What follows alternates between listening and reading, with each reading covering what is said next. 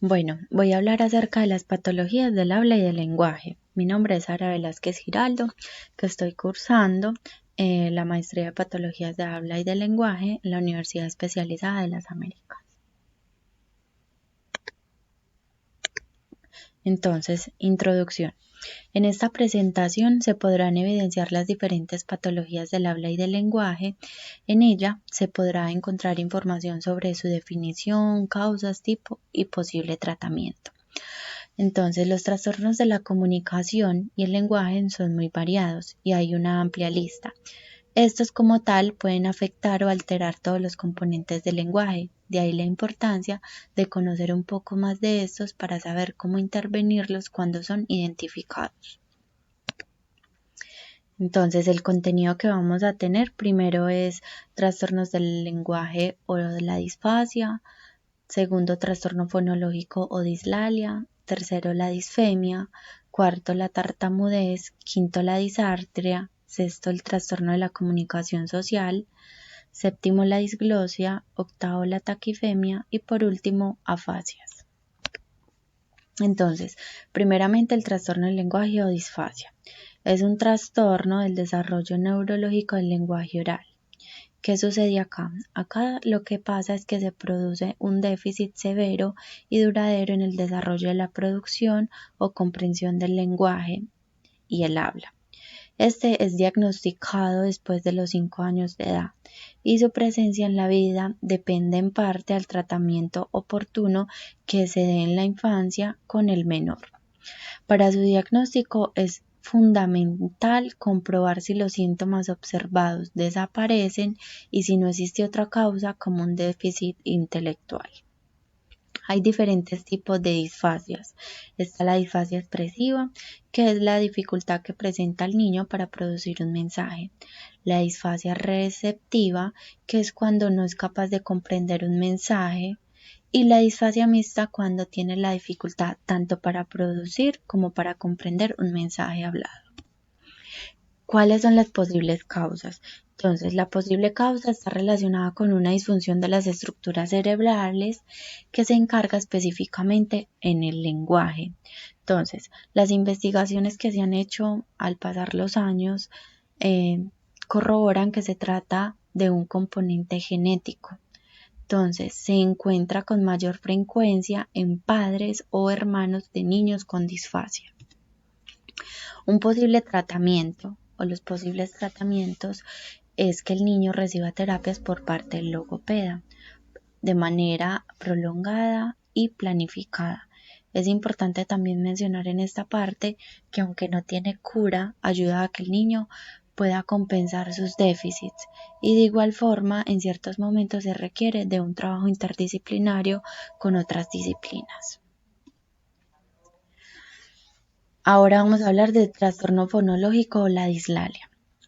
Es la dificultad que se tiene en la producción de ciertos fonemas y en la elección de los sonidos que pueden constituir una palabra y su ubicación dentro de la misma.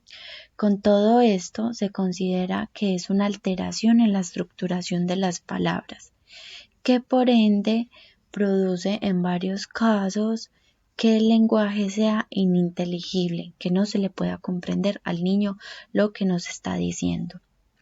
Acá, ¿qué pasa? Los niños pueden sustituir, omitir o cambiar los sonidos. Por ejemplo, en vez de decir carne, dicen calne. O por ejemplo, en vez de decir libro, dicen libo. Se diagnostica en ausencia de causas sensoriales, funcionales o motrices. Se considera entonces como una alteración del habla como consecuencia de una inmadurez persistente del lenguaje durante la fase del desarrollo del niño, donde él empieza a adquirir su lenguaje verbal y no verbal. El tratamiento. Entonces, el tratamiento acá está enfocado en que el niño sea intervenido por un terapeuta de lenguaje, los fonodiólogos, donde la terapia se debe fundamentar en que el niño aprenda a producir los sonidos de los fonemas en los cuales presenta dificultades o donde los aprenda a diferenciar los unos de los otros. Y en muchas ocasiones, por sí solo, este puede desaparecer. Ahora la disfemia. La disfemia, según el CIE-10, que es la Clasificación Internacional de los Trastornos Mentales y del Comportamiento, define que es el trastorno del habla caracterizado por la frecuente repetición o prolongación de los sonidos, sílabas o palabras, o por frecuentes dudas o pausas que interrumpen el flujo rítmico del habla.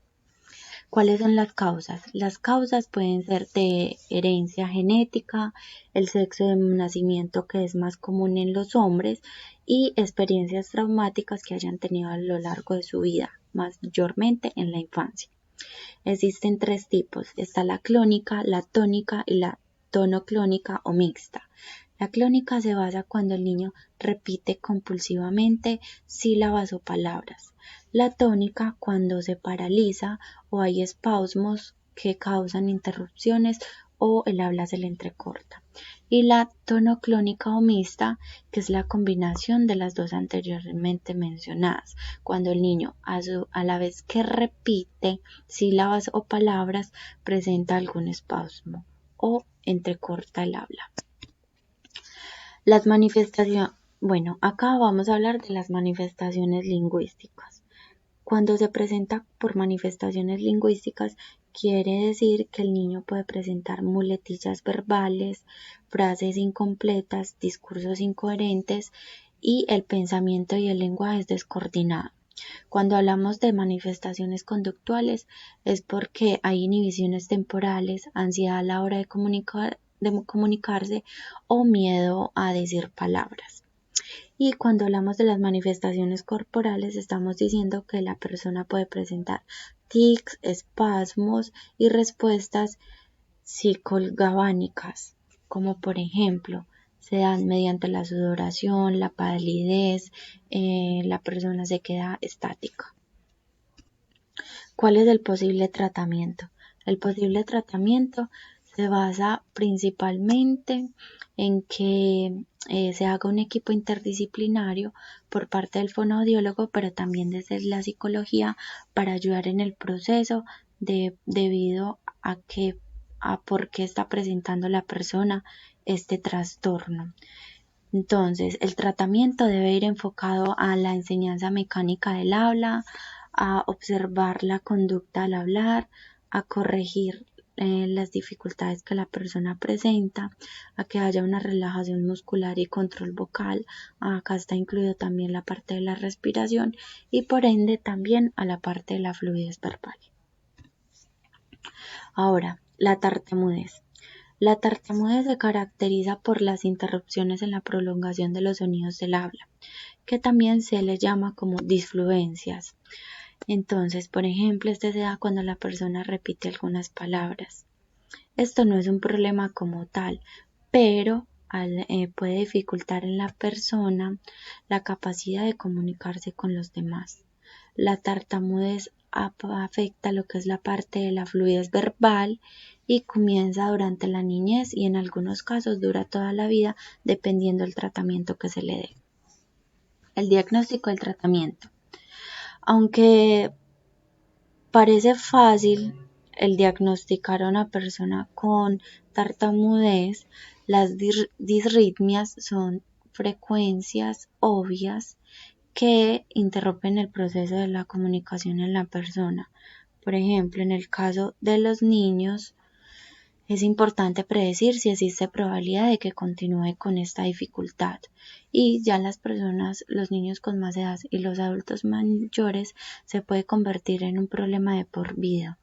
Por ende, la evaluación debe incluir pruebas, observaciones, entrevistas que permitan evaluar la gravedad del trastorno y el impacto que este puede producir en la capacidad de la persona de comunicarse y participar en las actividades de la vida diaria. ¿Qué busca el tratamiento? El tratamiento busca que la persona pueda hablar con más soltura y facilidad, que se pueda comunicar de manera más eficaz y que pueda participar más plenamente en las actividades de su vida diaria. Ahora, la disartria. La disartria es el trastorno de la ejecución motora del habla. ¿Qué sucede? Este se da cuando los músculos faciales y el sistema respiratorio se afectan, se debilitan. Pueden moverse con lentitud o no tener ningún tipo de movilidad. Y esto sucede debido aún posteriormente, luego de haber tenido un derrame cerebral o alguna lesión cerebral. El tipo y la gravedad de la disartria depende de qué parte del sistema nervioso se afecta. El diagnóstico. Entonces, el diagnóstico, principalmente el profesional debe observar el movimiento de los labios, la lengua, la cara, o sea, toda la parte facial, como la integración de las funciones respiratorias para el habla, el timbre de la voz y todo lo que involucra la parte del lenguaje verbal. Otro trastorno de la programación motora del habla también es la apraxia. Entonces el terapeuta puede determinar si los problemas del habla de la persona se deben a la disartria, a la apraxia o ambas. El tratamiento. Entonces el tratamiento depende de diferentes factores como las causas, la gravedad y el tipo. Entonces lo que se busca acá es ayudar a que el individuo pueda hablar con mayor lentitud, mejorar las funciones respiratorias, fortalecer los músculos, mejorar la articulación de las palabras y los fonemas y en los casos más graves aprender un tipo de comunicación aumentativa alternativa. Ahora, trastorno de la comunicación social. Este se da cuando la persona tiene dificultades para hablar con otras personas. Por ende, se le dificulta lo que tiene que ver con la pragmática, con las reglas del lenguaje hablado que le permitan conectarse entre sí. A menudo no captan la ironía o el lenguaje que no es literal. Este ocurre junto con otras condiciones como cuando la persona tiene autismo, TDAH o los trastornos del lenguaje y problemas con la lectura. El diagnóstico. Su diagnóstico es que los niños muy pequeños pueden tener retrasos en algunos hitos de la comunicación social, como usar sonidos o gestos para saludar a las personas. También pueden mostrar poco interés en la interacción social, no entender la ironía, no hablar con desconocidos, no entender cosas como frases, términos que se le den, dificultad para captar señales sociales como las expresiones faciales y no usar formas de saludo apropiadas. Y el tratamiento está enfocado en trabajar con las personas en las competencias comunicativas, sociales y para la vida. Y también, por ejemplo, con los niños se podría utilizar el juego de roles o el apoyo visual. La taquifemia. La taquifemia son trastornos de la comunicación que afectan la fluidez del habla del niño o la niña, caracterizada por la aceleración extrema de la pronunciación de palabras. En algunos casos puede existir una gran desproporción entre el pensamiento y la capacidad de movimiento de los órganos periféricos del lenguaje, de manera que el habla puede llegar a ser ininteligible. Un signo o síntoma de la taquifemia es la taquilalia, que es hablar rápidamente. Otros síntomas relacionados con la fluidez verbal es la confusión de sílabas, consonantes o vocales y una incorrecta respiración al hablar, articulación imprecisa, uso de muletillas o una voz monótona sin ningún tipo de emoción. Estos tipos de trastornos terminan afectando el pensamiento, la escritura y la mecanografía y en algunas ocasiones la conversación del niño o la niña, lo cual le dificulta que él sea consciente a la hora de hablar y las demás personas pueden notar fácilmente esta dificultad y por ende pueden sufrir problemas sociales y académicos. En el tratamiento está que el niño se pueda trabajar para que tenga un habla más fluida, para que a la hora de hablar no tenga impedimentos en pensar y modular las palabras. También se debe trabajar la parte de la ansiedad y el nerviosismo debido a que pueden presentar falta de efectividad en su comunicación. Entonces se puede trabajar desde la parte de la psicología también. La disglosia. Entonces, la disglosia es las alteraciones del habla o trastorno del lenguaje de tipo orgánico. Puede deberse a un trastorno en uno o varios de los órganos que conforman el aparato que trabaja la articulación de los sonidos y el habla. Por ejemplo, la lengua, el paladar y los labios. Los más conocidos, por ejemplo, son los niños que tienen por ejemplo, paladar hendido